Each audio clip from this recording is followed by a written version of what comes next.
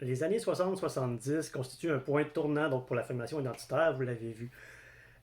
Donc toute la grogne qui est liée à cette dépossession du pouvoir politique, économique, c'est une grogne donc qui va s'incarner dans une revendication ouverte, qui va également faire des liens avec l'histoire universelle, en fait, qui se dévoile. Donc, notre situation n'est pas le seul fait du Québec, elle est universelle, cette domination coloniale, et on va faire des liens notamment avec celle-ci.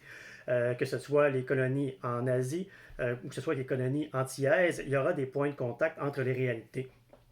Ça va notamment être fait donc, par des rapprochements, notamment entre la réalité canadienne-française et le concept de négritude qui a été développé par Aimé Césaire, donc poète martiniquais, qui a cherché finalement à libérer son peuple de la domination et qui va donc développer ce concept de négritude qui représente finalement l'asservissement, tout le poids du passé et la dépossession historique.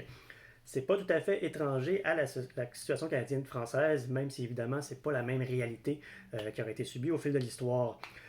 Cela dit, il y aura quelques poètes essayistes québécois qui vont faire ces rapprochements-là, qu'on pense par exemple à Michel Lalonde avec Speak White, qui est un poème coup de poing, qui est vraiment dénonciateur et qui va faire une référence essentielle en fait au concept de négritude.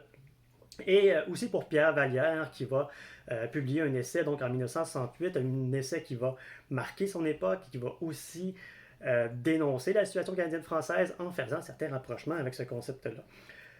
Bref, on tente évidemment c'est de l'ouverture sur le monde que vit le Québec, on relie notre situation à celle plus grande de d'autres peuples opprimés et surtout on prend parole pour tenter de changer cet état de fait. On veut donc se faire entendre et ça se voyait dans la poésie, dans la chanson par exemple. Ça s'incarne notamment dans le théâtre, la prise de parole par excellence, très affirmée, très engagée dans les années 60-70. C'est une époque d'ailleurs qu'on va qualifier, selon le titre d'un recueil de Roland Giguère, d'âge de la parole au Québec. Donc la poésie qui met de l'avant des questions essentielles de société.